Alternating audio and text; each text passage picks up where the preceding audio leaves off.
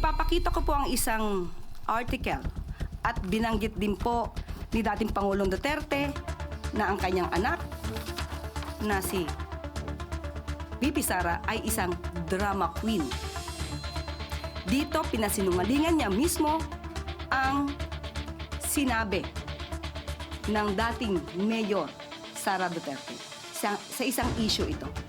So, kailan pa ba natin paniniwalaan ang mga sinasabi ng Vice Presidente kung mismo ang kanyang ama ay sinasabing siya ay nagsisinungaling?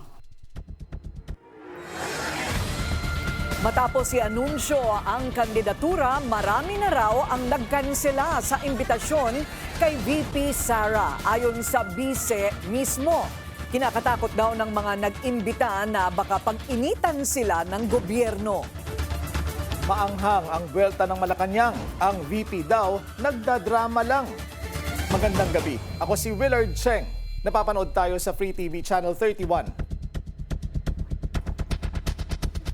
At ako si Pinky Webb, live mula dito sa Media Center ng ICC sa The Hague, Netherlands. At ako si Corina Sanchez Rojas. Simulan na natin ang agenda.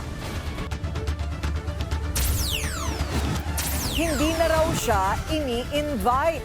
Pahayag ni VP Sara, kadramahan lang daw ayon sa Malacanang. Secretary ng Umano'y Dirty Tricks Department, Mike Defensor, muling pinatutsadahan din ng palasyo.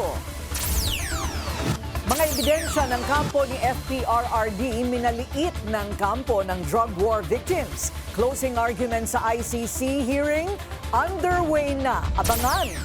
Dahil daw sa bid rigging, dating DPWH Secretary Manuel Bonoan at iba pang opisyal, pinakakasuhan ng graft at plunder sa ombudsman. Yusek Juan Miguel Cunay tinalaga bilang DENR Acting Secretary. Rafael Otilla inilipat sa Vatican. Humarap na sa investigasyon, former U.S. Secretary of State Hillary Clinton. Iginiit na hindi niya na-meet si Jeffrey Epstein. At Paramount wins, Netflix umatras sa months-long bidding war para sa Warner Brothers Discovery.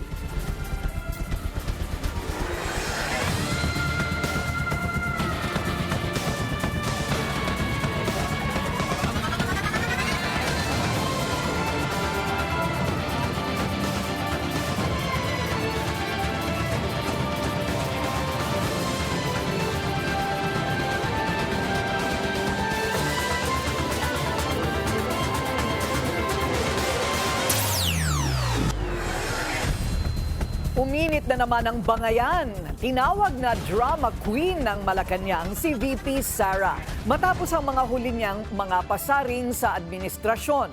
Ang kadramahan daw ng Pangulong o pangalawang Pangulo alam ng ama niya mismo. Narito ang agenda report ni Ivy Reyes.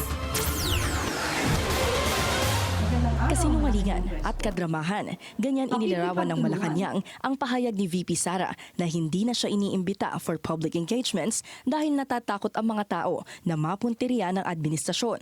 Naglabas din ang palasyo ng resibo. Ipapakita ko po ang isang article at binanggit din po ni dating Pangulong Duterte na ang kanyang anak na si VP Sara ay isang drama queen. Dito pinasinungalingan niya mismo ang sinabi ng dating Mayor Sara Duterte sa isang issue ito. So, kailan pa ba natin paniniwalaan ang mga sinasabi ng Vice Presidente kung mismo ang kanyang ama ay sinasabing siya ay nagsisinungaling? Pero sang-ayon ng Malacanang sa bise sa punto nitong dapat na natili na lang siyang mayor ng Davao City imbes na tumakbo bilang bise noong 2022. Ayon sa palasyo, talagang nasa huli ang pagsisisi. Mas maganda po nga sana kung nanatili na lamang siyang mayor sa Davao City at nahalal natin ang isang Vice Presidente na tutulong sana sa ating Pangulo. Kooperasyon daw kasi ang kailangan ng Pangulo, hindi pamumulitika at paninira. Para sa agenda, Ivy Reyes, Billionaire News Channel.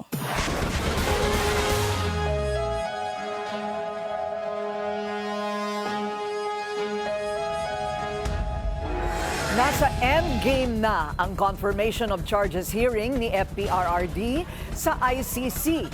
Para sa huling araw ng pagdinig, nasa The Hague, Netherlands pa rin, ating kasamang si Pinky Webb. Pinky, kumusta na itong panghuling araw?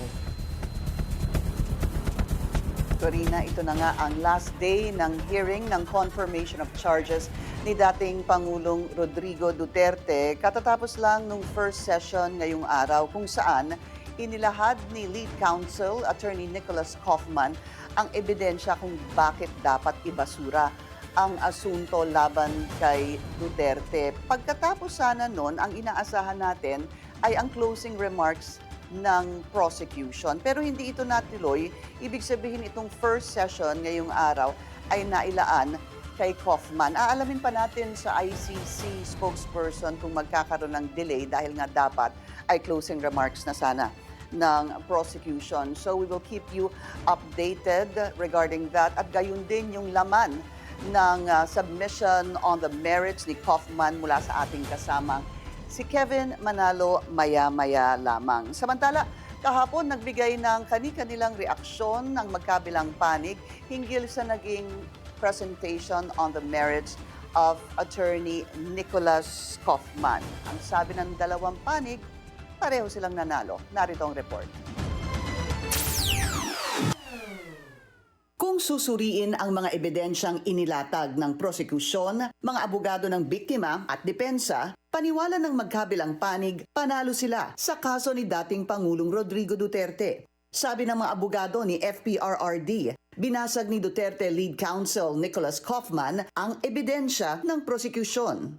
The prosecution theory has been shattered to pieces. You know why? Because the very testimonial evidence and documentary evidence presented by the prosecution have been thoroughly rebutted by, let's go to the testimonial evidence. Contradictions between and among the so-called witnesses, even contradictions with the witness himself or herself. Madalit sabi, puro batay or based on hearsay, double hearsay, speculation, surmises. Yun naman sa documentary evidence, sinabi ko na kanina yun. Yung the very document na pininisinta nila para ipakita yung murderous intent, saka yung tinatawag nilang community or conspiracy between the president and the PNP, sumabog din sa mukha nila kasi yung dokumentong circular na sinasabi nilang yun ang command to kill, lumalabas, the very document itself shows na nakalagay doon, if you have to arrest, you have to do it in accordance with law. In short, bagsak sila. Tanong naman ng abogado ng mga biktima, saan ang shattered? Actually, wala akong nakita nag-shatter Kasi kung tingnan mo yung ebidensya nila, una, sabi nila, yung widespread element, hindi naman yan nag-present ng mapa. So ina-argue nila, tingin nila makumbinsi nila ang korte na hindi widespread yung patayan. Makaka-shatter ba yun? Hindi makaka-shatter yun. Tingin ko ang korte will stand firm na widespread ang killings. I would even agree that pack up na, tapos na. Kasi pwede na po tayong mag-pack up na pruwebahan na ng prosecution ang kanyang kaso at hindi ito natibag. Ang pamilya naman ng mga biktima, naglabas ng sama ng loob matapos marinig ang pahayag ni Kaufman. Nakikita po namin na talagang minaliit po ang aming pagkatao. Kung baga, parang niwalang halaga yung aming mga mahal sa buhay. Sinasabi na numero lang, parang hindi binigyan ng halaga yung aming paghihirap, yung aming pagdurusa. Depensa ni Kaufman, wala siyang intensyong maliitin ang mga naulila. Pero trabaho niyang depensahan si Duterte. Of course I felt for the poor lady in the gallery yesterday who was crying, because I'm a human being. We're all human beings. And I don't make light of her grief. However, having said that, I have a job to do. My job is to defend somebody who I believe has been wrongly charged. Karina, kagabi nagkaroon din ng prayer vigil ang grupong Duterte Panagutin kasama ang ilang mga pamilya ng mga biktima. Dito, inisa-isa nila yung mga pangalan ng ilan sa mga napatay dahil sa drug war. Ang kanilang saloobin dito, hindi lang ito numero, kundi buhay at pangalan ng kanilang mga mahal sa buhay. So, aabangan natin later on, in a few minutes rather, yung closing remarks ng magkakabilang panig. That should end today's session doon sa confirmation of charges hearing ng dating Pangulo. But also to reiterate, later in the afternoon, 2 p.m. local time or around 9 p.m. dyan sa Pilipinas, magaganap yung tinatawag nga na review of detention ng dating Pangulo. Sa rules kasi ng ICC ay kinakailangang magka-review ng detention once a year. At dahil dinala dito ang dating Pangulo March 14, minabuti ng mga huwes na isama na ngayong araw, isabay na rather ngayong araw, yung review of detention. Ang dahilan dito ay para masigurong hindi ma-endanger o ma-obstruct ang investigasyon o yung proceedings ng korte, gayon din para masigurong makapag-attend ang suspect sa mga proceedings at also to find out if the detention remains necessary. Ang sabi pa nga ng korte, itong bahagi ng review of detention is when applicable para daw mapigilan ang posibleng pagpapatuloy ng pagsasagawa ng krimen. So far, yan ang latest mula dito. Balik sa iyo, Corina. So Pinky, para lang sa ating kabatiran ulit, pagkatapos ng lahat ng summations, ano ang inaasahan natin? Sila ay magdedesisyon, di ba, kung tutuloy ito sa isang full-blown court litigation. Tama ba yun? That is right, Corina. The judges have up to 60 days, 60 calendar days para magdesisyon kung ano ang kalalabasan ng itong confirmation of charges hearing ng dating Pangulo. Ibig sabihin kung we can expect it maybe until a decision until around end of April, kung hindi ako nagkakamali, around that time dahil nga up to 60 days. Ngayon, wala tayong maririnig na desisyon.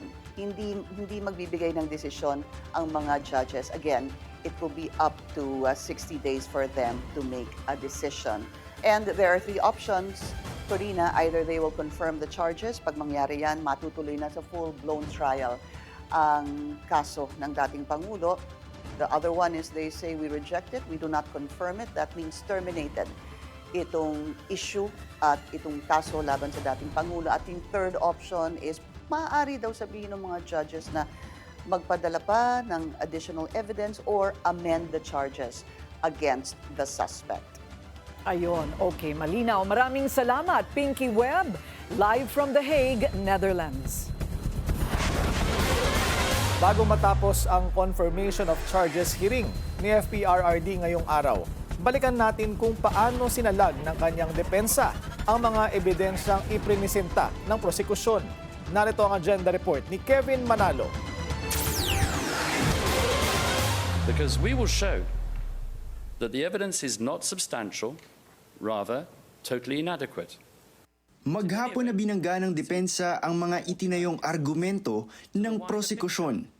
Sabi nila, hindi malawak o sistematiko ang pag-atake at hindi raw naipakita na ang mga umano'y EJ case ay tumarget sa mga sibilyan, lalo na't hindi naman daw identifiable bilang isang grupo ang mga suspected drug users. Pagka bumunot, patayin mo. Pag hindi bumunot, patayin mo rin. Wala rin daw naipakita ang prosekusyon na direktang utos mula kay former President Rodrigo Duterte na pumatay. Selective umano ang mga datos na ipinakita. Kapiranggot lamang daw ang bilang ng mga namatay kumpara sa mga lehitimong naaresto sa mga operasyon ng PIDEA at PNP. Hindi rin daw naitawid ang koneksyon sa pagitan ng mga matatapang na pahayag ni Duterte at mga pagpatay. Kung may neutralization sa Project Double Barrel, hindi naman daw ito nangangahulugan ng patayan, kundi pag-aresto. Ang mga testigo, hindi naman daw kapani-paniwala. Gayong ilan sa mga ito ay mga self-confessed na mamamatay tao.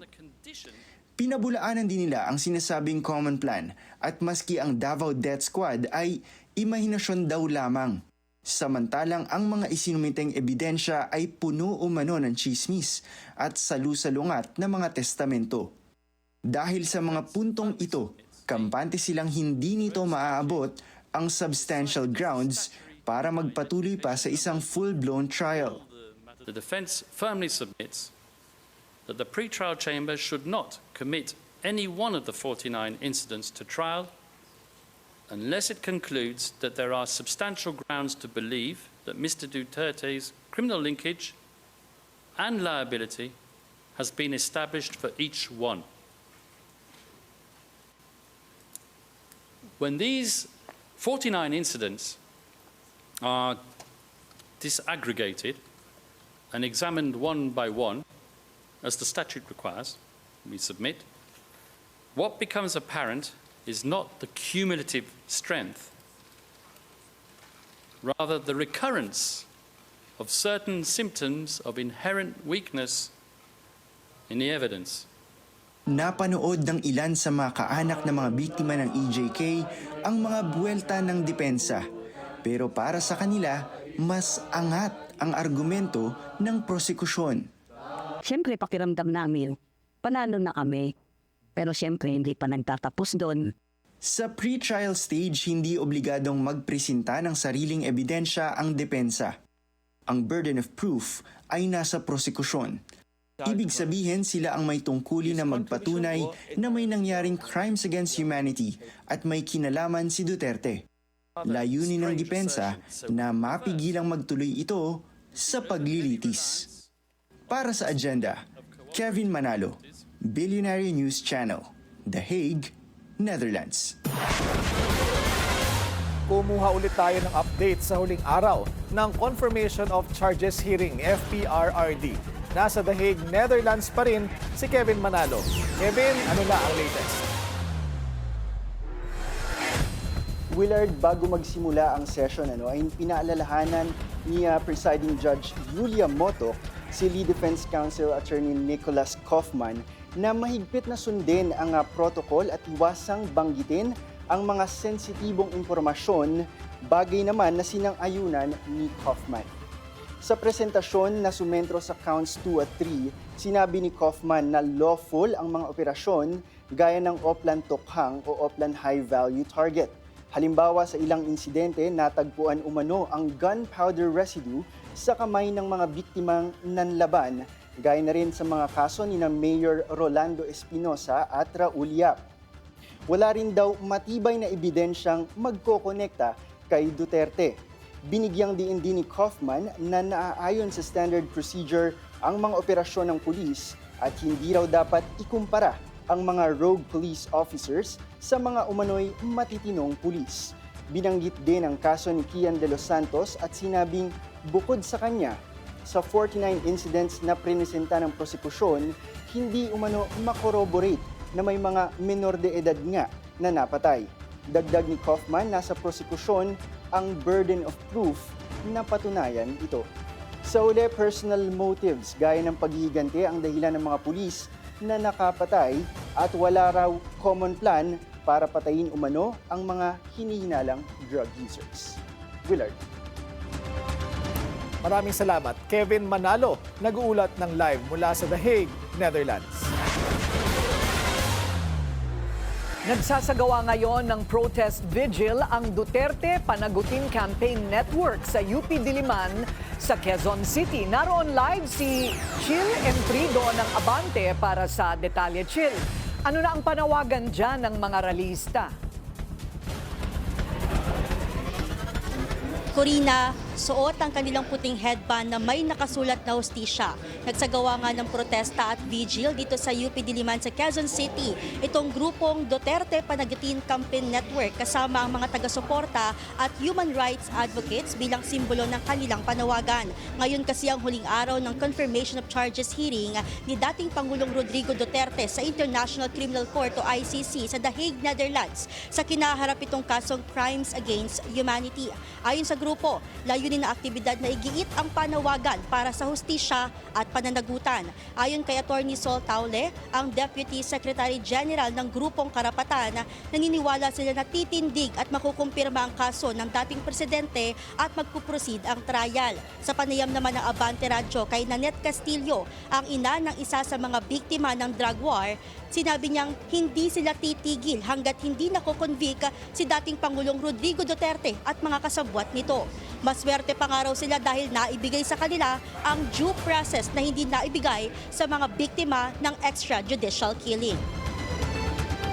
The past 3 days, very confident tayo, narinig natin yung magkabilang panig at narinig natin na talagang well thought of yung arguments ng prosecution at confident tayo na ito ay mako-confirm yung charges at eventually magpo-proceed to trial. Narinig natin yung panig ni Kaufman, hindi na bago yung mga narinig na rin natin yan before at na-contradict na yan ng prosecution. Kaya confident talaga tayo na eventually ito ay yung charges against Duterte ay mako-confirm. Katulad na na-expect ko sa 8 years ago na magkakaroon kami ng hustisya. Alam ko last day of confirmation ngayon and then maghihintay yata ng 60 days para malaman talaga na kung itutuloy ang kaso. Pero ngayon pa lang, nung unang gabi pa lang ng pagkamatay ni Aldrin, katulad doon sinabi ko, hindi ako nawalan ng pag-asa na makukonvict si Duterte at yung mga kasama niya. Oo, ilang taon ko na hinihintay ito talaga. Justice delayed kasi, justice denied. Corina, giniit din ng grupo na ang kinaharap na kaso ni former President Rodrigo Duterte ay bahagi lamang ng mas malawak na usapin ng mga paglabag sa karapatang pantao sa ilalim yan ng kanyang administrasyon. Samantala, mahigit 6 na po naman ng mga kaanak ng biktima at mula sa iba-ibang grupo ang present ngayon sa pakikinig at panunood sa huling araw pa rin ng confirmation of charges hearing ni dating Pangulong Rodrigo Duterte. Dito pa rin yan sa Quezon City. Corina?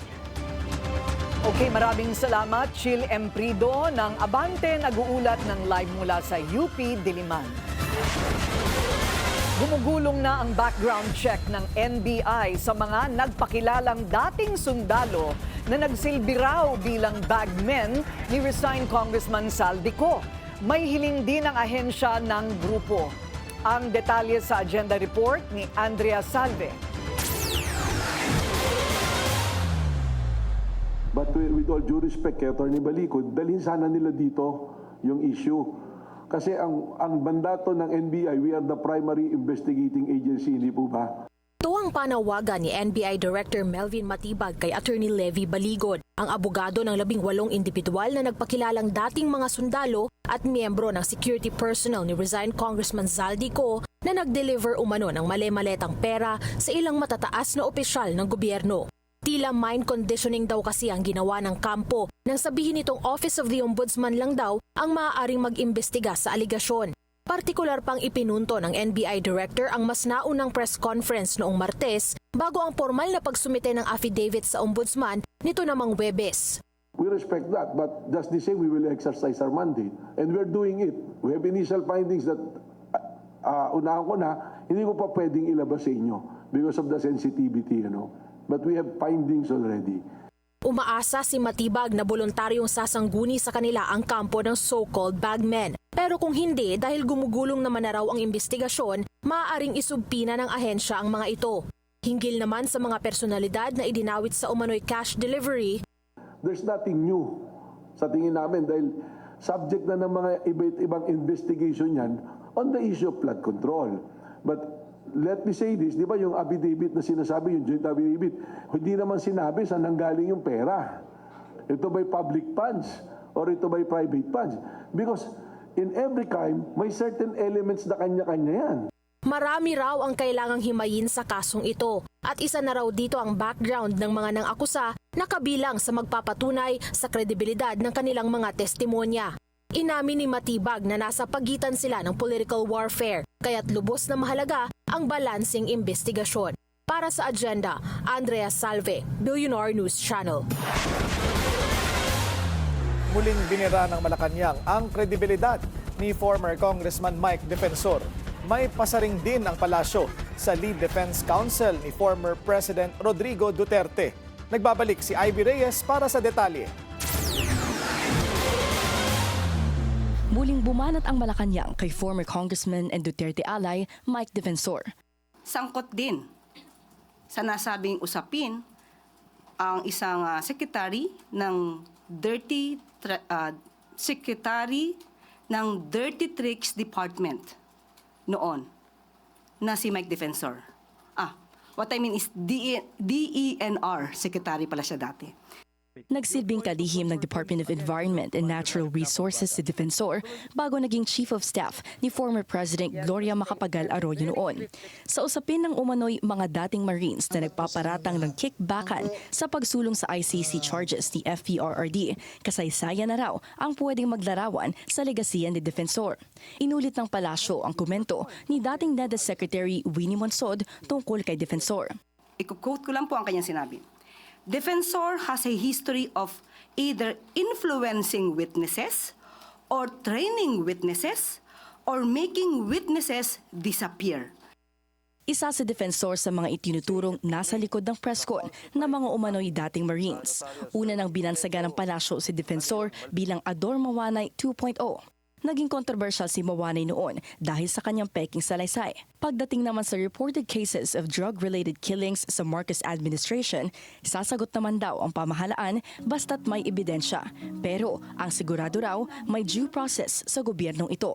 At bagamat hindi raw makikialam sa ICC proceedings ni FPRRD, sinagot ng Malacanang ang pahayag ni Lead Defense Counsel Nicholas Kaufman na hindi utos na pumatay ang ibig sabihin ng salitang neutralize. Pero sa Pilipinas, pag sinabi mong neutralize, and ang gumamit nito ay ang law enforcement agencies, military. When you say neutralize, it's a euphemism for killing. Pati yung word na tukhang. Sa Filipino term, pag sinabi mong natukhang ka o itotokhang ka, it means kill. Pagdating sa mga impormasyong galing sa umano'y Dirty Tricks Secretary na si Defensor, saka nilang idulog sa Malacanang kapag beripikado na. Samantala, payo ng palasyo, si FPRRD ang kliyente ng defense, kaya doon dapat sila mag-focus at hindi kay PBBM. Para sa agenda, Ivy Reyes, Billionaire News Channel.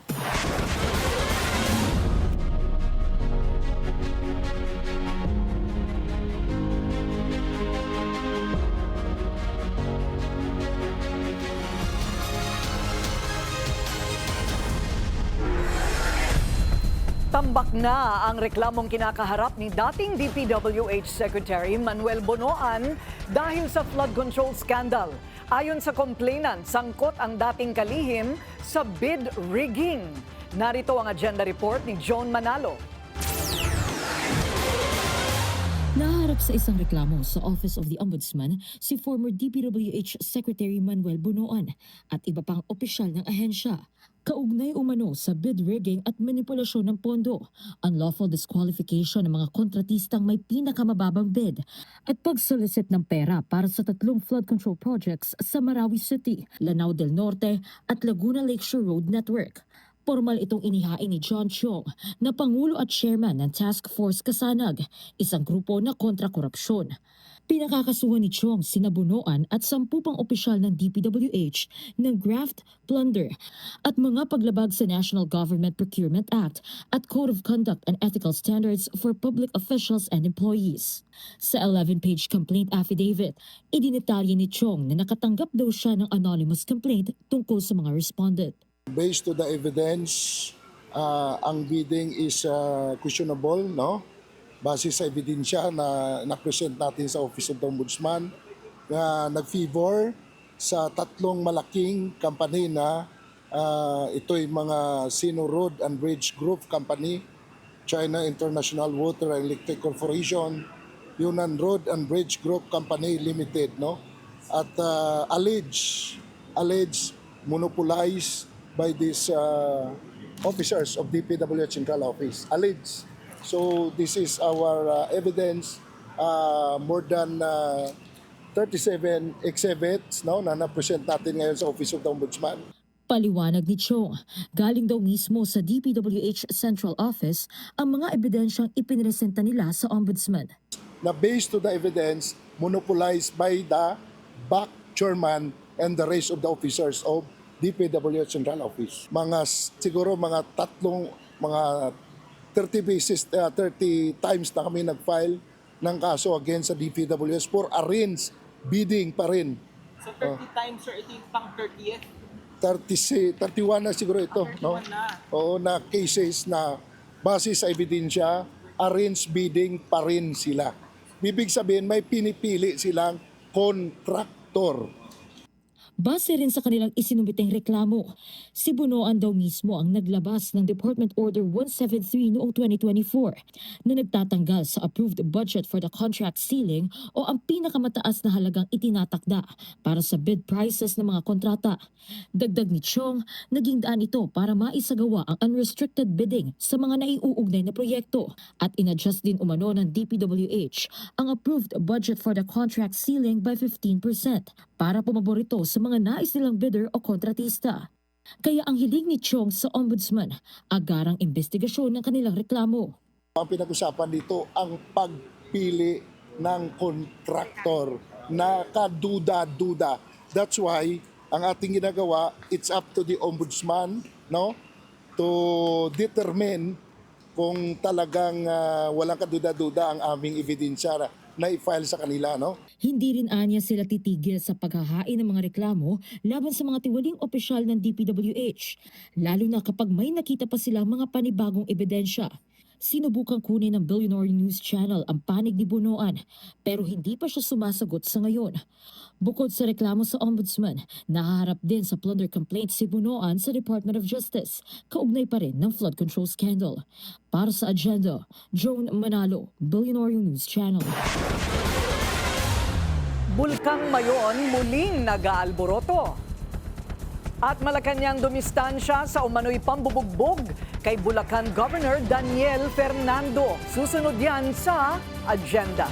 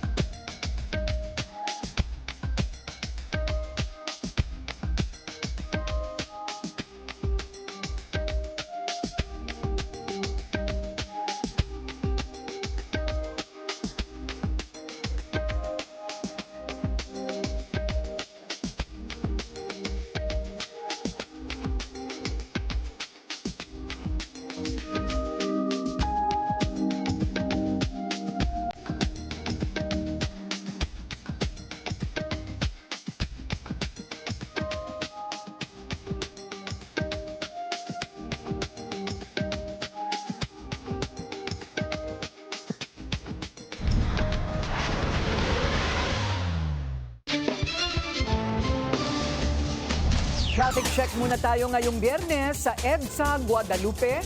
Gapang ang mga sasakyan sa northbound lane. Light to moderate naman ang southbound lane. Muling nag-aalboroto ang Bulkang Mayon sa Albay. Para sa update na sa linya si Rosas Olarte ng Abante. Ano na ang latest sa Mayon, Rosas? 2 beses naganap ang uson o pyroclastic density current event sa Mayon ngayong Biyernes. Bandang alas 12:40 ng tanghali, rumagasa pababa ng Bongagali at nakarating ng 300 metro ang lava collapse na sinabayan ng pagbuga ng brownish gray plume. Sa inilabas na time-lapse footage ng PHIVOX, abot sa 3,000 metro ang taas nito at napadpad sa direksyon ng southwest. Bandang alas 2:05 ng hapon naman ay muling nagkaroon ng uson at ang lava front collapse ay rumagasa na naman sa Bongagali. 1 minuto ang itinagal ng mga naturang episode o event ayon sa tala ng Mayon Volcano Observatory ng PHIVOX sa Linion Hill, Legazpi City. Nakuhanan din ito ng Volcano Monitoring Team ng LGU Kamalig Albay kasabay ng babala sa mga residenteng magsuot ng face mask o kaya manatili sa loob ng kanilang tirahan o tanggapan dahil sa ashfall. Nakataas pa rin ang Alert Level 3 sa Mayon at mahigpit na pinagbabawal ang pagpasok sa loob ng 6-kilometer permanent danger zone. Kaugnay nito, nagbabala rin ang Albay Provincial Health Office sa ashfall na dala ng patuloy na pag-aalburuto ng Mayon, lalo na sa mga bayan ng Ginubatan at Kamalig. Ang abo mula sa bulkan ay maaari raw magdulot ng iritasyon sa mata, ilong, lalamunan at iba pang panganib sa kalusugan. Yan muna ang latest dito sa Albay. Ako si Rosas Olarte ng Abante. Balik muna sa inyo sa studio. Maraming salamat kay Rosas Olarte ng Abante, nag-uulat mula sa Albay. Samantala, bugbog sarado raw si Bulacan Governor Daniel Fernando matapos makasagupa umano ang isang presidential son sa road rage incident sa NLEX. Ang detalye sa agenda report ni Francis Polve. Magaang muka dahil ginulpi ng isang mataas na opisyal. Ito raw ang dahilan kung bakit di muna nagpapakita sa publiko si Bulacan Governor Daniel Fernando, ayon sa kolumnistang Simon Tulfo. Sangkot umano ang convoy ng gobernador sa road rage noong February 21 sa NLEX, kung saan hinabol at hinarang daw nila ang isang Land Cruiser na umovertake sa kanila. Sa kasamaang palad, anak pala ng Pangulo ang sakay umano ng nasabing sasakyan. Nauna nang itinanggi ng Malacanang na sangkot ang presidential son sa insidente. Nagsita na po kasi rito ang si Secday patungkol po dyan at ang alam po natin ay nag-iimbestiga po ang LTO. Most probably, mas maganda po maitanong ito mismo sa LTO. Hindi pinangalanan ni Tulfo kung sino ang nambugbog kay Fernando, pero hindi rin daw ang Pangulo o ang Presidential Security Command. Hindi rin daw alam ni PBBM ang sinapit ni Fernando. Wala po tayong informasyon dyan. Kung kanya po galing yan, mas maganda po sa kanya po rumimita. Sumipot si Fernando sa isang seremonya sa Capitol Gymnasium, pero tikaw ang kanyang bibig patungkol sa umano'y road rage. Sabi naman ni Tulfo, madaling takpan ng black eye at pasa sa muka. Magaling daw ang mga taga-showbiz dyan. Para sa agenda, Francis Polbe, Billionaire News Channel. Nabulabog ng bomb threat ang Quezon City Hall of Justice kaninang umaga. Dahil dito, naantala ang mga pagdinig sa loob ng korte, kabilang na ang kasong terorismo ng isang dating kongresista. Narito ang agenda report ni Isaiah Mirafuentes ng Abante. Umalingaw-ngaw ang alarma at napababa ang mga empleyado ng Quezon City Hall of Justice pasado alas 8 kaninang umaga. Ito ay dahil sa text message na natanggap ng tauhan mula sa isang branch ng korte. May nagbanta raw na may bomba sa loob ng gusali. Nabigla ang ilang abogado dahil kasagsagan ang hearing nila sa kanilang mga kaso nang mangyari ang gulo. Biglang nag-alarm, sabi may sunog. So bumaba kami. Akala nga namin fire drill lang kasi malapit na yung fire prevention kanya tayo. Isa sa mga abogado na nasa paglilitis kanina ay si Attorney Ferdinand Topacio. Nataranta na nga ako eh. Sa emergency exit kami, pinadaan. Ang hirap pa doon sa emergency exit, matarik. Aniya, ongoing ang pagdinig sa kasong terorismo ng kliyente niyang si former Negros Occidental 3rd District Representative Arnie Teves nang bigla silang pababain. Tiwala naman si Topacio na hindi ang kasong hawak niya ang dahilan ng bomb threat. Kung sasabihin nyo yung kaso namin, wala naman po si Congressman Teves at alam naman po ng lahat yan sapagkat siya po ay ayaw na niyang lumabas dun sa piitan kasi nga daw naman naaabalang lahat ng gwardya, pati yung mga tao rito sa court. Meron namang video teleconferencing na ginrant naman po ng hukuman yung request namin. Nakatakda ring dumalo si Congresswoman Janice Digamo pero hindi rin naman nakapunta. Dahil sa pagkakaantala, nalipat sa March 4 ang susunod na balik ng kampo ni Teves para sa pagpapatuloy ng pagdinig ng kanyang kaso. Pasado alas 11 ng umaga nang ideklarang cleared na ang buong gusali at unti-unti nang nakabalik ang mga empleyado at mga abogado. Para sa agenda, Isaiah Mirafuentes, Abante.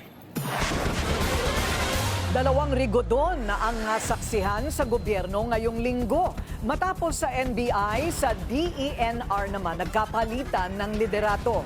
Ang detalye sa agenda report ni Ivy Reyes. Kumpirmado ang unang ulat ng Billionaire News Channel. Uupo na bilang Acting Secretary ng Department of Environment and Natural Resources o DENR si dating Undersecretary Juan Miguel Mitch Cuna, kapalit ni Rafael Popo Lotilla. Itinalaga ni Pangulong Ferdinand R. Marcos Jr. bilang Acting Secretary ng Department of Environment and Natural Resources si Undersecretary Juan Miguel Cuna. Si Secretary Rafael Lotilla naman ay itinatalaga ng Pangulo bilang Ambassador ng Pilipinas to the Holy See. 3 beses na na-bypass ng Commission on Appointments si Lotilla bago inanunsyo ng Malacanang ang kanyang pag-alis sa ahensya ngayong araw. Ayon sa palasyo, gusto na ni Lotilla ng lighter workload pero Nang matanong kung bakit sa Holy See ibinato ang dating kalihim, pabiro itong sinagot ni Yusek Lear Castro. Ambassador to the Holy See. Baka lagi po siya magdarasal. Bago umupong Undersecretary ng DENR, mahaba ang itinakbo ng karera ni Cuna. Nagsilbi ito sa Presidential Legislative Liaison Office ng Arroyo Administration. Naging profesor din si Cuna ng Law sa Arellano Law Foundation. Mula 2008 hanggang 2010, Provincial Environment and Natural Resources Officer si Cuna at noong 2010 hanggang 2015, umakyat na siya bilang Assistant Secretary. Mula 2017, naging Undersecretary si Cuna na pinsan ni Senator Juan Miguel Zubiri. Bagaman naninindigan ng Malacanang na wala nang magaganap na balasahan sa gabinete ni PBBM, si Lotilla ang pangalawang pangalan na sumunod kay dating NBI Director Angelito Magno sa pinakahuling rigodon sa palasyo. Para sa agenda, Ivy Reyes, Billionaire News Channel. Maagang tumulak pa Parañaque ang mga opisyal ng MMDA at DOTR para mag-inspeksyon sa PITX. Bahagi raw yan ng paghahanda sa inaasahang pagdagsa ng mga pasahero sa Semana Santa. Yan ang agenda report ni Just Ignacio. Sabay sa countdown to summer at bilang paghahanda sa Holy Week break, ininspeksyon ni MMDA General Manager Nicolas Torre III at Office of Transportation Security Undersecretary Gilbert Cruz ang Parañaque Integrated Terminal Exchange o PITX. Alas 6 ng umaga nitong Biyernes, sinimula ng inspeksyon sa entrance ng terminal. Inakyat din ni GM Torre ang mga sasakyan sa Bus Bay 4. Nakipag-usap sa mga bus driver para kamustahin ang kanilang estado. Sa MMDA naman, gusto namin ng makapagbigay sa ating mga kababayan na mga gumagamit ng mga lansangan natin ng ligtas at an experience that is easy sa kanilang araw-araw na pagbibiyahe. Mahalagang makita raw nila ang PITX dahil convergence ito ng city at provincial buses. Kaya tinitiyak nila na ligtas at komportable ang mga pasahero. May mga facilities na para sila ay makakain, sila ay makapagpahinga, may CR sila rito. Kung makapag konting wash up, konting refresh bago sila sumakay sa kanilang mga sasakyan kung saan man sila patungo. Tinitignan natin dito, of course, yung security ng mga mananakay and of course, kasama na rin po yung security ng infrastructure, pati yung security ng mga nagtatrabaho dito. Sinisiguro rin daw nila na roadworthy ang mga bus sa PITX. Ayon kay Undersecretary Cruz, ayon naman din anya nila na from time to time ay may matatanggap silang reklamo. Kaya maaga pa lang ay ginagawa na nila ang lahat na pwede nilang gawin. Mayroon rin daw silang mga ipapatupad na bagong safety measures. Meron po kaming joint info campaign na ilalabas po with MMDA and LRT, MRT para po dun sa mga mananakay po natin. They will be placed in the areas po dito na madali po nilang malalaman yung mga pagbabago. Nilibot din kanina ng mga opisyal ang isang capsule hotel sa PITX kung saan pwedeng magpahinga ang mga pasahero sa presyong abot kaya. Sa ngayon, maayos ang naging assessment at patuloy na tinitingnan ng MMDA at OTS ang mga dapat pang pagbutihin sa terminal. Para sa agenda, Just Ignacio, Billionaire News Channel.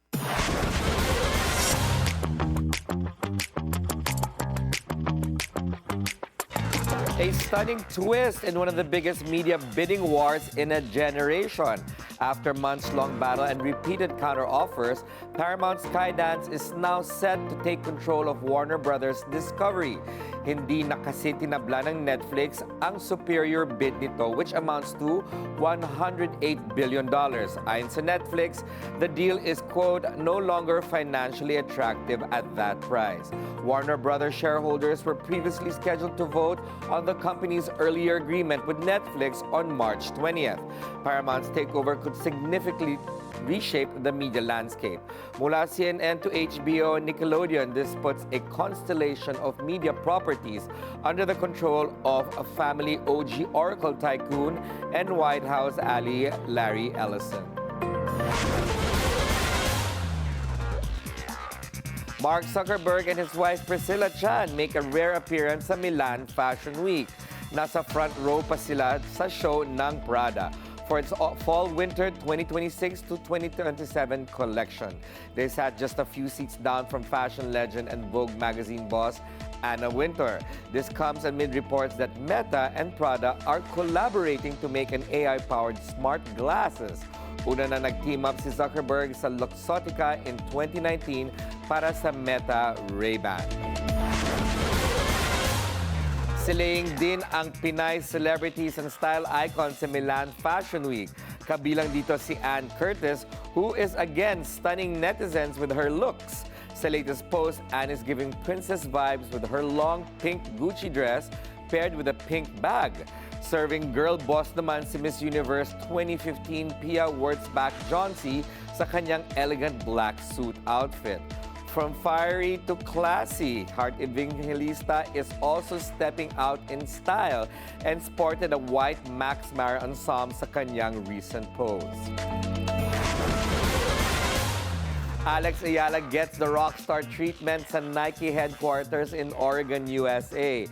In her IG stories, ibinida ng Pinay tennis superstar ang isang wall full of her own portraits. The pictures featured some of the biggest moments of her stellar career. Meron ding massive photo of her when she took down world number 2 IGA Shivontek sa Miami Open last year. Ayala recently shot up 16 spots to a career-high world number 31 sa WTA rankings. Her next stops this March, ang Indian Wells Open and Miami Open. Former U.S. Secretary of State Hillary Clinton never daw na-meet si Jeffrey Epstein. At sibling rivalry, wala raw kinalaman sa kawalan ng security detail ni Senadora Amy Marcos. Susunod yan sa agenda.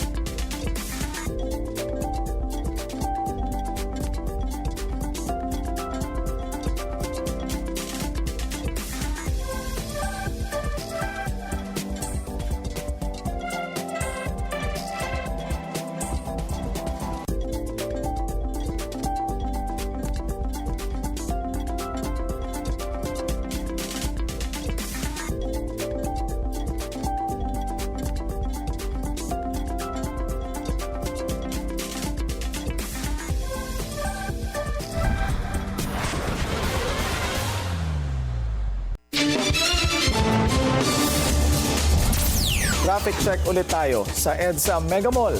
Bumper to bumper ang mga sasakyan sa northbound lane. Mabagal din ang southbound lane. I never met Jeffrey Epstein. Yan ang iginiit ni former U.S. Secretary of State Hillary Clinton sa pagdinig ng U.S. Congressional Committee sa kaso ng late sex offender na si Jeffrey Epstein. Pero inamin niya, nakakilala niya ang associate ni Epstein na si Ghislaine Maxwell. I never met Jeffrey Epstein, never had any connection or communication with him. I knew Ghislaine Maxwell casually as an acquaintance. But whatever they asked me, I did my very best to respond. I don't know how many times I had to say I did not know Jeffrey Epstein. I never went to his island. I never went to his homes. I never went to his offices. So it's on the record numerous times. It then got, at the end, quite unusual because I started being asked about UFOs and a series of questions about Pizzagate, one of the most vile, bogus conspiracy theories that was propagated on the internet.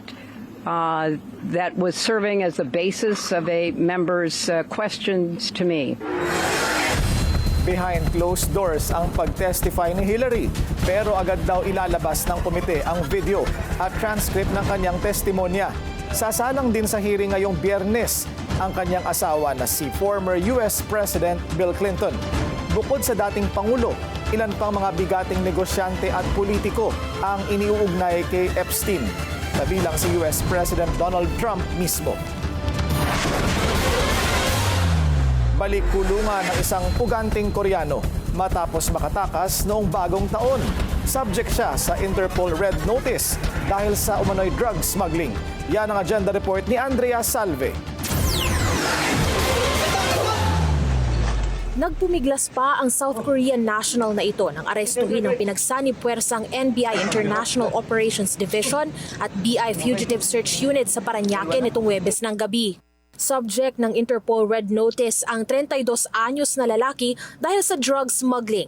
Una na itong nahuli ng BI noong November 2025 at ide-deport na sana pero nakatakas ito mula sa kanilang kulungan sa Muntinlupa noong bagong taon kasama ang isa pang South Korean national. Noong nakaraang buwan pa nahuli ang kasama nitong tumakas at na-deport na rin pabalik sa kanilang bansa. Nung makita namin siya, inakos na kagad ng mga agent natin at he violently resisted arrest. Actually, nasugatan yung mga ahente natin na nag-conduct ng arrest. Medyo naging challenging ito kasi nga itong subject na to, particularly may support siya na local na groups dito sa atin na pumoprotekta sa kanya. So yung mga safe house niya, palipat-lipat siya, kaya nakipag-coordinate na rin tayo sa NBI. Sa kasagsagan ng operasyon, naaresto rin ang 41 anyos na South Korean national na nagsilbi umanong lookout ng subject. Wala raw itong naipresentang passport kaya pinusasan na rin ng mga operatiba. Ang dalawa nakitaan pa ng 50 gramo ng ketamine at hinihinalang drug money. Ni-rule out naman ng BI ang involvement ng kanilang mga tauhan sa nangyaring pagtakas. Right away, nag-conduct po kami ng investigation and spoke with the people who were on duty during that time. But wala po kaming nakuhang ebidensya.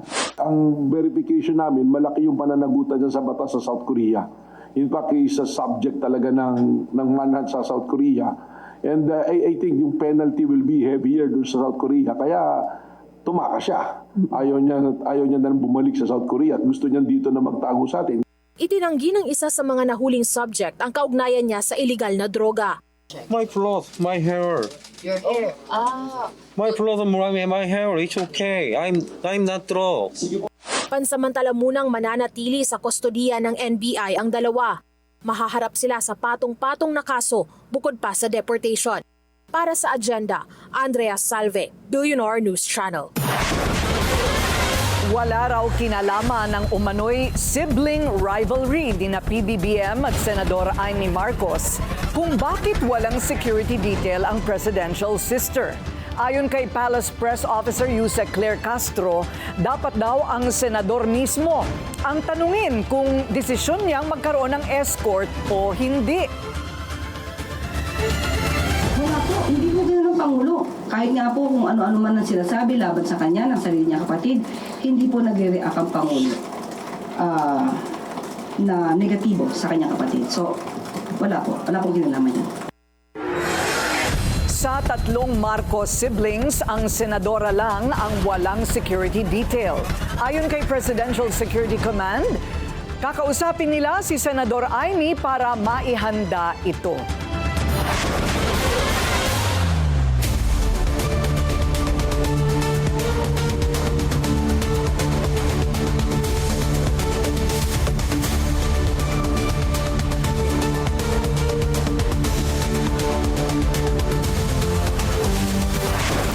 History in the making ang Pag-ibig Fund.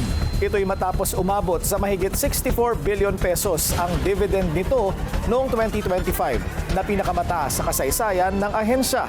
Kasunod yan ng pagsampa sa mahigit 65 billion pesos ng net income nito.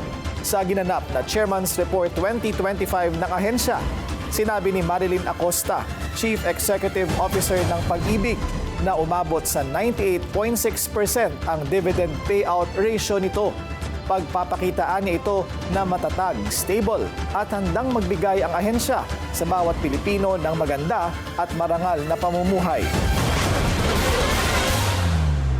Panahon na nga ba para maging global coffee exporter ang Pilipinas? Isang panukalang isinusulong ngayon sa Senado para palakasin ang ating lokal na butil. Yan ang agenda report ni Hannah T. Habang Pinapalawak ng Brazil ang presensya nito sa Philippine coffee market. Nanawagan si Senate President Pro Tempore Ping Lacson na palakasin na rin ang sariling industriya ng kape ng Pilipinas, hindi lang para sa lokal na konsumo, kundi para sa export. Participant ang ilang Brazil companies sa WOFEX o World Food Expo ngayong linggo para i-showcase ang kanilang products gaya ng coffee beans at mineral water. Trusted agricultural partner daw ng Pilipinas ang Brazil pagdating sa supply stability at food security ayon sa Brazilian ambassador. Gusto rin daw ng Brazil palawakin ang market share nito sa value-added food markets, kabilang ang kape at alak. Ayon kay Lacson, may potensyal ang ilang lugar sa Visayas at Mindanao na i-develop bilang coffee plantation areas, pero kailangang palakasin ang Department of Agriculture sa pamamagitan ng batas. Mula raw kasi agahan hanggang sa business meetings, bahagi na ang kape ng araw-araw na buhay ng mga Pilipino, kaya dapat daw gawing seryosong industriya ito. Una nang inihain ni Lacson ang Senate Bill 1556 na magtatatag ng Philippine National Coffee Industry Development Program at lilikha ng Philippine Coffee Board para tulungan ang mga magkakape sa buong value chain. Layon ng panukala na gawing globally competitive at net exporter ang Pilipinas sa 2035. Maprotektahan ang local varieties gaya ng Barako at Arabica at mapabuti ang kabuhayan ng mga maliliit na magkakape na bumubuo ng 95% ng mga coffee farms sa bansa. Para sa agenda, Hannah Tia, Billionario News Channel. Ready for tee-off na ang stakeholders at golf enthusiasts para sa GolfCon 2026. In full swing ang two-day event sa March 14 at 15. Narito ang agenda report ni Sheila Salaysay. Sa ikalawang edisyon ng GolfCon 2026, mas pinalawak ang saklaw at mas pinatatag ang layunin na iposisyon ng bansa, hindi lamang bilang destinasyon ng magagandang fairway, kundi bilang sentro ng golf tourism and international competition sa rehiyon. Mas malaki ang event kumpara sa unang staging, mas marami ang partners, at mas malawak na partisipasyon ng mga golf courses at stakeholders. Hindi na ito simpleng expo ng kagamitan. Ang Philippine Golf Convention ay nagsisilbing strategic platform para ipakita na may world-class courses ang bansa at kakayahang mag-host ng international tournaments. GolfCon is set to be really promoting the lifestyle of golf, not just in the golf industry, but promoting golf lifestyle in the country. In essence, golf tourism. Personally, I believe it's that golf is the only sport that really brings in a lot of tourists in the country. For us to really promote the country, not just obviously our beautiful islands, I think we are ready to really promote the Philippines as a golfing destination. Hindi bababa sa 8 premier golf clubs ang lalahok, kabilang ang Dakak Golf Club at Liloan Golf Course, kasama ang suporta ng Davao Golf Community. Ang mga kursong ito ay bukas sa pag-host ng international championships. Mas matibay ring suporta mula sa pamahalaan. Sa pangunguna ng Department of Tourism, ilulunsad sa GolfCon ang isang mahalagang programa para sa golf tourism. Ayon kay Director for Golf Tourism and Special Projects Lyle Fernando Uy, nakikita ng gobyerno ang golf bilang isa sa pinakamalakas na year-round tourism drivers ng bansa. Tampok din sa Expo ang pinakabagong club releases, apparel at accessories, pati ang makabagong performance technology mula sa TrackMan na unang ipinakita sa PGA show sa Orlando.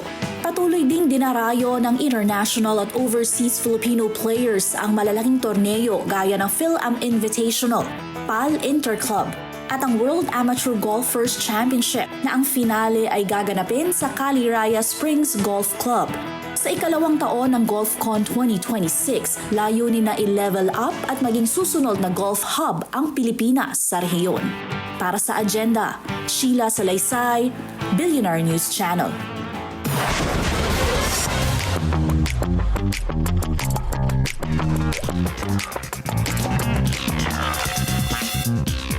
Sa Ang Pao scandal naman tayo, nanindigan na ang mga company na Michelle D., Rian Ramos at Samantha Panilio that they are innocent. Ngayong Biyernes, humarap ang kanilang attorney sa NBI Homicide Division matapos isyuhan ng sampina. Kaugnay ito ng serious illegal detention and torture complaint filed by Ramos' driver alias Totoy. They were given a chance to read Totoy's sworn statement and 10 days to respond. Confident about it. Unang-una, the burden of proof is not on us. Sa lahat po ng criminal prosecution, it is very elementary na ang burden of proof ay nasa complainant, hindi po sa isang respondent. Sa amin po, hindi naipakita or hindi na-prove ni alias Toto yung kanyang mga alegasyon.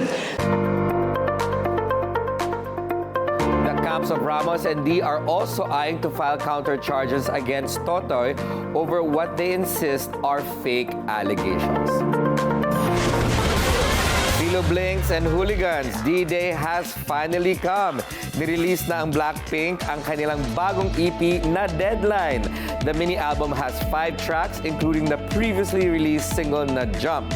Bukod sa EP, inilabas din today ang music video for Go. This is Blackpink's first major music release since Born Pink noong 2022. Also back with new music, si Phil-Am Grammy winner superstar Bruno Mars. Nirelease na ang The Romantic, his first solo album since 2016. He also dropped the music video for Risk It All. The Romantic has 9 tracks including the chart-topping single I Just Might. Mark your calendars, heated rivalry fans. Target i-release ang Season 2 ng hit series sa April 2027. Writer and director Jacob Tierney also told CBS Mornings na they are set to begin filming this summer. The boundary-pushing ice hockey drama has captured a global audience following its premiere sa HBO last October. Since then, nakapag-guest na sa various TV shows ang mga bita nito sina Connor Story and Hudson Williams. The two have also joined A-listers sa red carpet and even served as Olympic torch bearers. Congratulations are in order for Girls' Generation's Tiffany Young and Korean actor Byun Yo-han. Ayon sa Team Hope na agency ni Byun, the couple completed their marriage registration based on deep trust in and love for one another. For the actors, daw wanted to share the news first with their fans. Sa ngayon, wala pa raw specific dates kung may gaganaping wedding ceremony. Both Young and Byun starred in the Disney Plus drama Uncle Sam Chic, released in May 2024. They confirmed their relationship in December last year. Prince Harry and Meghan Markle bumisita sa rehab center sa Jordan at Chris Hemsworth and Ed Sheeran nag-arm wrestling. Susunod yan sa agenda.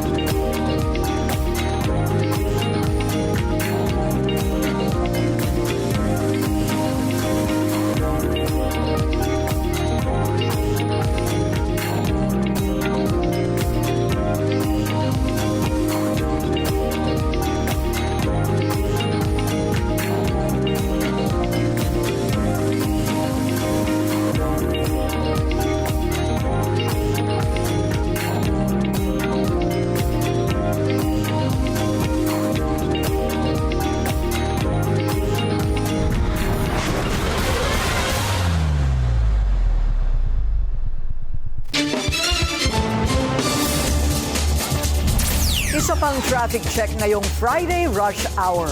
Sa EDSA White Plains, mabigat ang daloy ng mga sasakyan sa northbound lane. Light to moderate naman ang southbound lane. Hindi lang sa business scene nag-e-expand ang mga Yuchenko at Ayala ang kanilang latest investment dahil dalhin ang world-class education sa Filipino classrooms. Ang detalye sa agenda report ni Hannah T. Sanib puwersa ang ilang mga bilyonaryo sa panibagong hakbang para dalhin ang Philippine higher education sa global stage. Yan ay sina Helen Yuchenko D. at Jaime Augusto Zobel de Ayala, na kasamang nag-toast para sa formal na paglulunsad ng pinalawak na academic partnership ng Mapua Education Group at Arizona State University. Mula sa dating nakatutok lang sa business at health sciences, ganap na ngayong comprehensive ang partnership, na ibig sabihin ay starting this academic year, lahat ng Mapua students sa lahat ng schools and programs may access na sa courses, content at learning systems ng ASU, ang #1 university sa US when it comes to innovation. When we choose Arizona State University, we did not look for a partner for symbolism. We looked for alignment in ambition, in execution, and on impact. All of our Mapua students across all undergraduate and graduate programs in all 4 Mapua schools will now have access to world-class global education. Committed daw ang Arizona State University in transforming society, ayon sa representative nito at Pangulo ng Sintana Education na si Dr. Rick Shangro. Bukod daw sa pagiging top 1 nito sa US for innovation, it also ranks in the top 1% of international universities, ayon sa Center for World University Rankings. This is not about importing a US model. Let me say this again. This is not about importing a US model. This is about co-creating a globally relevant, locally grounded model, one that respects cultural context while delivering global standards. May opsyon ang mga estudyante para sa dual degrees, accelerated master's programs, at international student experiences sa pamamagitan ng ASU at ng global network nito sa ASU Sintana Alliance. Siniguro ni Shangro na sakaling may interesadong Mapuan na balak tumungo sa Arizona, dedicated sila para matulungang matapos ang programa nito. Sa gitna yan ng mga issue sa visa under the Trump administration. Ayon naman sa Mapua leadership, maaari pa ring i-take ang courses na ito online. If you feel that going there is something that is very problematic, then you can choose the option where you can take the +1 program here in the Philippines through ASU Online. Mapua's President and CEO Dr. Doji Maestre Campos says they're aiming high at by 2035, target nilang gawing isa sa top universities ito sa ASEAN region. Ang Mapua ay hawak ng iPeople Incorporated at kilala ito bilang premier engineering and technological school sa bansa. We do not want to simply react to an oncoming future. We want to be in the thick of building futures even in our own limited spheres. And in this manner, we are instantaneously and continuously in and of that future. Kasama rin sa kasunduan ang malaking taya sa innovation at artificial intelligence, kung saan isinasama sa mga programa ng Mapua ang AI-enabled teaching at digital learning models ng ASU para ihanda ang mga estudyante sa mga industriyang binabago ng technology. Kasama rin daw dito ang faculty exchange, joint research at industry collaboration na layong palakasin ang research output at contribution ng academe sa national development. Ang Mapua ay flagship university of iPeople Incorporated, the education joint venture between House of Investments of the Yuchenko Group of Companies and Ayala Corporation. Ang dalawang conglomerate daw na ito ay may common goal, gawing accessible ang world-class education to as many Filipino students as possible. Para sa Agenda, Hannah T. Billionario News Channel. Robinsons Supermarket continues to expand sa grand relaunch nito sa Robinsons Magnolia. Bukod sa more choices ng fresh produce, may offer din na exclusive deals para sa Go Rewards Black card holders. Narito ang agenda report ni Just Ignacio.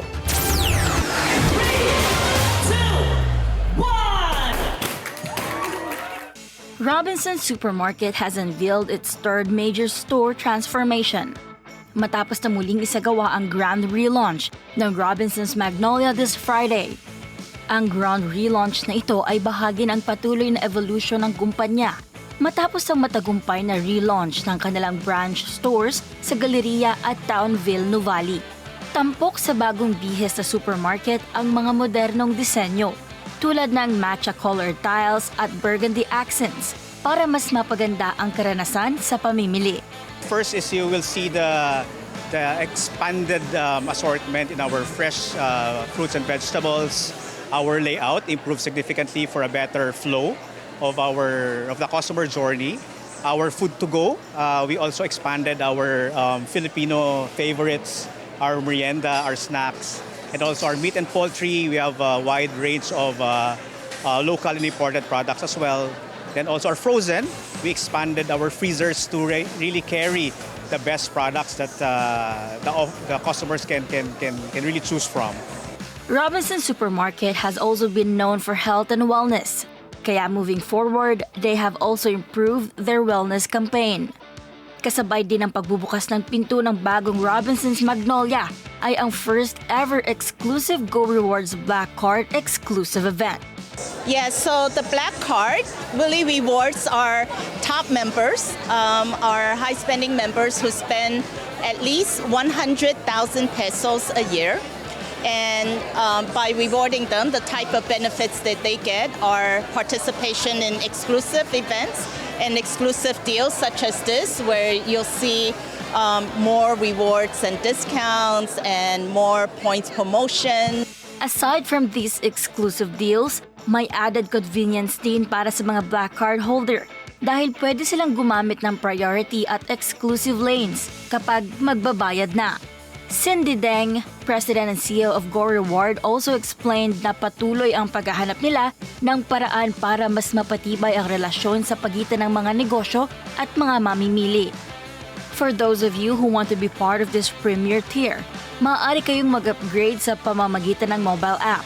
Sa kasalukuyan, ang Robinson Supermarket ay mayroon ng 157 stores sa buong Pilipinas at plano pa nilang mag-expand sa mga susunod na taon. Nananatili ang pangako ng Robinson sa pagbibigay ng dekalidad na serbisyo, sariwang produkto at makabagong solusyon para sa bawat heart-to-cart na karanasan ng mga customer. Para sa agenda, Just Ignacio, Billionaire News Channel. Makapigil tagpo ang naging laban ng Gilas Pilipinas at New Zealand sa FIBA World Cup Asian Qualifiers. Pero sa huli, hindi nagtagumpay ang national team sa home court. Yan ang agenda report ni Zeus Valdez ng Abante. Bigo ang Gilas Pilipinas sa kanilang huling salang sa FIBA Basketball World Cup Asian Qualifiers matapos yumuko sa score na 69-66 sa New Zealand All Blacks sa Mall of Asia Arena. Nakahabol ang national squad matapos matambakan ng double digits pagpasok ng ika-4 na yugto at nabawasan ng lamang sa 2 puntos sa huling minuto. Pero nagmintis ang Gilas sa posibleng game-tying possession sa buzzer. Isa sa pinaka-pinag-usapan na eksena ang tahimik na gabi ni Justin Brownlee. Nagtapos ang naturalized forward na may 4 na puntos lamang sa 2 of 10 shooting kung saan nalimitahan ng depensa ng New Zealand ang kanyang karaniwang lakas sa opensiba. You know, we just got to give a lot of credit to New Zealand. They had a game plan and they executed it very well.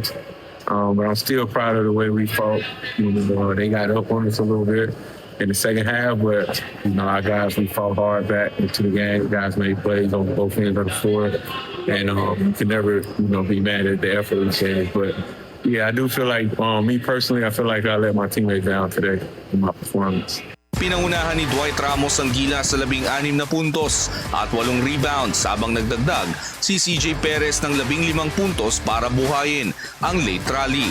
Pero hindi lang ang box score ang usapan. Sa edad nito, hinarap din ni Brownlee ang mga tanong tungkol sa father time at ang usap-usapan na posibleng tumingin ang Gilas sa mas batang naturalized option sa mga susunod na torneo. Well, I'm still working hard. You know, obviously, I am 38 this year, but I still feel good. You know, I still feel like I'm able to go out there and produce at a high level. And yeah, man, I'm gonna keep working, and I can't worry about that type of noise. But I'm gonna keep working, and I'm gonna give my all no matter what the results are. Ngayong linggo, walang panahon para maging malungkot ang Gilas. Sasalang muli ang koponan kontra Australia sa isang rematch ng makasaysayang 2018 Gilas Australia Basketball, isang pandulo ng nakaraan at kasalukuyang hamon para sa Pilipinas. Para sa agenda, Zeus Valdez, Abante.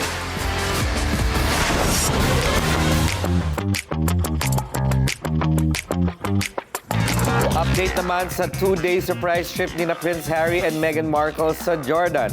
The royal couple on Thursday visited the National Rehab Center for Addicts. They also met with women leaders in the country's largest NGO for sustainable human development. Kasama ni Harry at Meghan si World Health Organization Director General Tedros Ghebreyesus. Their first international tour since August 2024 aims to highlight efforts supporting communities affected by conflict and displacement. But many are wondering why the pair didn't meet up with the King and Crown Prince of Jordan. That's despite the deep ties between Jordan's royal household and the British monarchy. Ed Sheeran faces off against the God of Thunder. Pinost ng singer-songwriter ang video nila Chris Hemsworth in a friendly arm wrestling showdown. Panalo si Ed sa first round, but nagwagi ang Avengers star sa second match. This was actually a recreation of a mural that recently went up sa Marvel Stadium in Melbourne. The artwork was to unveil to celebrate Ed's sold-out shows sa venue as part of his Global Loop Tour. The multi-awarded documentary series Dayaw is returning to the Billionaire News Channel this week. Ipipremiere ang Season 3 bukas February 28 at 5:30 p.m. with replays every Sunday. Same time, the show hosted by Senator Ron Regarda uses in-depth, beautifully crafted storytelling to champion cultural preservation and awareness. Tampok sa third season sa ang indigenous heritage, highlighting Filipino identity, resilience, and connection to nature.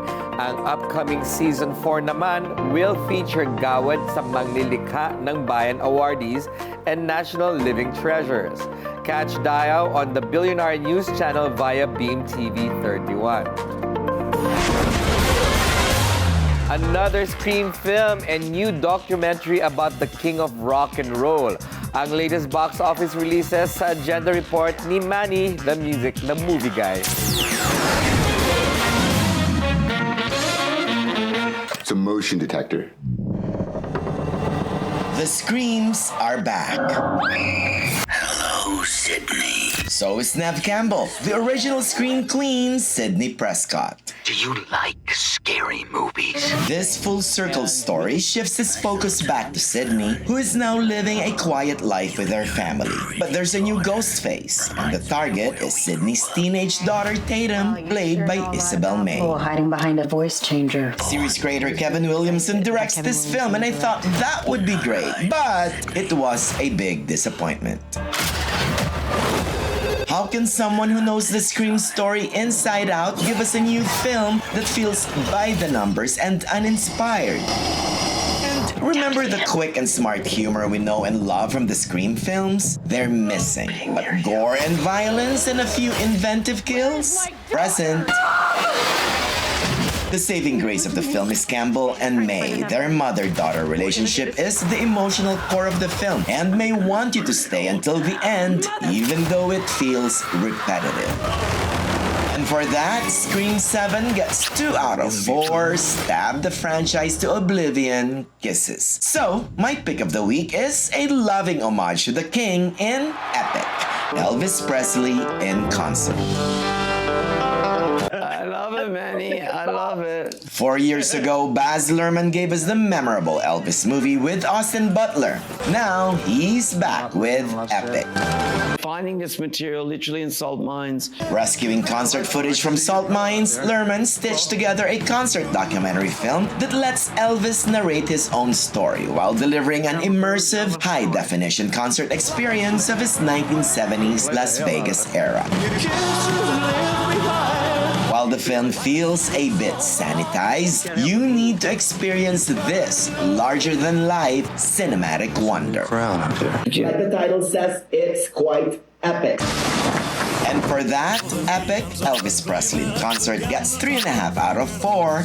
Fall in love with Elvis all over again. Kisses. For Billionaire News Channel, Manny the Movie Guy, Hollywood. And that's it from me. I'm Ferdy Salvador. Back to you, Karina, Pinky, and Willard. Gusto kong makita si Ferdy na naka-Elvis Presley outfit. choreograph it. Pwede. Kasi ngayon pa lang, sumasayaw na, hindi lang nakikita. Para na lang. Exciting! Ang closing, hindi ba, Willard? Ano ba yung kina-excite mo? Ang maganda tingnan dito kung paano nila isisiksik in 30 minutes yung kanilang mga final answers at rebuttal sa isa't isa. Ako rin Ako rin Nagtataka din ako, Pinky, kung paano nagagawa yung marami kasing kaso, di ba? Parang pinag-isa lang nila at tapos limitado pa yung oras para mag-present. Tapos magdedesisyon na sila kaagad. Hindi ba? Hahanapin nila yung pinakamalakas, pinakamahinang points ng isa't isa. Yes, oo. So Pinky, pwede pa bang i-appeal kung ano man ang desisyon nila? Ng mga judges ng Pretrial Chamber 1? Yes, oo. Di ba sila ay, kung sila ay magkakaroon ng desisyon in April, can that be appealed? You know what? I do recall asking the ICC spokesperson about that. But kasi yung appeals chamber nila is a different court. So you have a pretrial chamber, you have an appeals chamber, and then you have yung korte talaga kapag magpunta sa full-blown trial.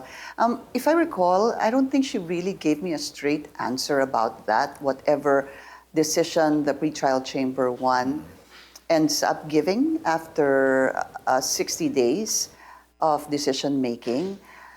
But most likely, it could be possible because indeed there is an appeals chamber. For example, nalang Corina Willard, yung jurisdiction issue, hindi ba? Nakapasok yan ngayon sa appeals chamber. Ibig sabihin, hindi si pretrial chamber 1 ang magdedesisyon doon sa earlier decision to junk the jurisdiction issue. Dahil natalo na yung defense doon, inakyat nila yon sa appeals chamber. So the same might also be a process that the defense can look into if the decision is unfavorable to them. Oo nga, siguro nga ganon, Kasi iba-ibang mga chamber. Well, this is history in the making for the Philippines. Yes. Kaya importante yan. Meantime, pauwi na si Pinky. Tama ba, Pinky? Hindi, meron pa tayong live bukas para sa agenda weekend. We'll have to see if there's any more activities. But as it looks like for now, kanina lumabas ako sa labas pumunta ako sa building, sa labas ng building ng ICC. There were a number of Duterte supporters there. And after today's session, of course, magkakaroon ng press conference yung mga abogado ng mga biktima. So, aantabayanan pa natin yan. By the time that happens, siguro midnight na dyan sa inyo. So, we're gonna have to report that the next day. Also, just to update you guys, Corina, kung nakikita nyo sa likuran ko, ayan na si senior trial lawyer, Attorney Nichols, na nagbibigay ng kanyang closing remarks. Again, of course, that is a 30-minute delay ang inyong nakikita ngayon. After that is going to be, right after, Attorney Nichols will be the lawyer for the victims na magbibigay ng closing remarks. And then we're gonna go on a 1.5-hour break. And then, pagkatapos nun, dapat yung kanina pa nating pinag-usapan na review of detention, isasama na rin nila doon. Nag-adjust kasi sila ng time. Yung closing remarks naman ng defense. In other words, later on, doon sa third session, ang magaganap ay ang closing remarks ng defense at gayon din yung review for detention. Wow, exciting, Willard, closing na pala sila. Closing na, oo. Kung gusto nilang mapanood yan, hindi ba, the Billionario is showing it? Yes, live. Okay. Sa YouTube. And pagpapatuloy ang coverage sa On Point, magre-report pa si Pinky dyan mamaya. Ayan, okay, abangan po ninyo yan. Samantala, happy weekend sa inyong lahat. Happy weekend, everyone. At yan ang ating agenda ngayong gabi. Ako si Willard Cheng. Para sa mga karagdagang balita, bisitahin ang aming official website, bnc.ph. Ako naman si Pinky Webb, live mula dito sa Media Center ng ICC sa The Hague, Netherlands. At ako si Corina Sanchez Rojas. Sa bawat issue may anggulo at ang balita may agenda.